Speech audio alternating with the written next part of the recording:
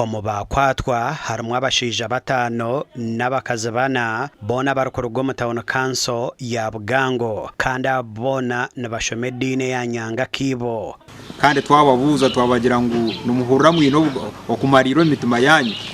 ngwe ekirayongereho kyona nimuza kukiikiriza kandi omumitima yabo batugambira mu bigambo byabo bagira ngo bo beteekateekire gavumenti yaba nekorekere kwenda kukora kyona aharibo konka bo tubeteekateekire okukondera ensonga egyo ahabo kuba bagira ebirenketa kikire twagezaho kubabuuza ha bwaki batarikwenda kubarwa kandi aba baguma barikujuriza Biburi ngo bo bakabarwa kare omu iguru kya Yeremiya eshuri 17 ogwi 13 nukugira ngo ayi mukama amasiko ga Isirayeli abarukwimura bona bari yakwatwa enshoni abarukurugaho bari yahandikwa munsi akuba bimwire mukama enshuro y'amizi gamagara ebyo bigo byahandikirwe nyoko rajya ngo mukama ataramfubira no birenda barwa konka nabarwa mu nsomo ndafubirwa ruhanga abwe nshonga ebyahandikirwe byona biri kutoreka ngo watandikira mu kushukurwa ngo sitana kahana tukakuruga mu iguru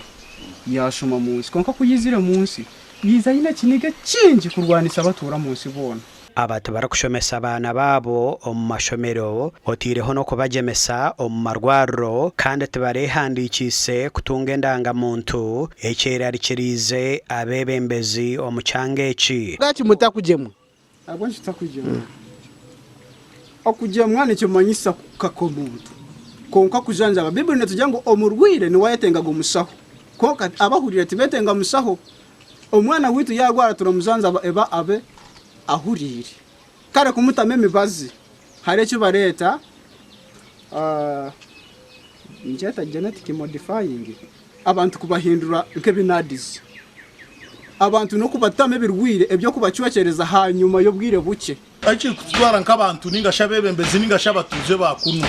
ayikiri kutwara turi kureba ngo mubwire bwo misho turenda kuba twina batemu bingi wanu tibashomire turenda kuba twine abantu bebikorobera bariko mu cyaro turenda kuba twine oburwiro butaracenga hako abantu aba bamwe baragame nimeze tutarakora ki ezitaracenga niterera abantu mutuze mubabe abo kubarwa twine tukuza kwihaho nekintu cyurungi census abantu benda kumanya abantu bona omuntu gw'abantu gavumenti ya Uganda ekatandika kubara abantu bayo ahabiro mwenda byo kweza oku kandi nukwija kuhendera ahabiri 19 byo kweza nuko kumwe nekigenderwa cyo kutekatekeraje abantu bayo gasha kwa Philip Murangira.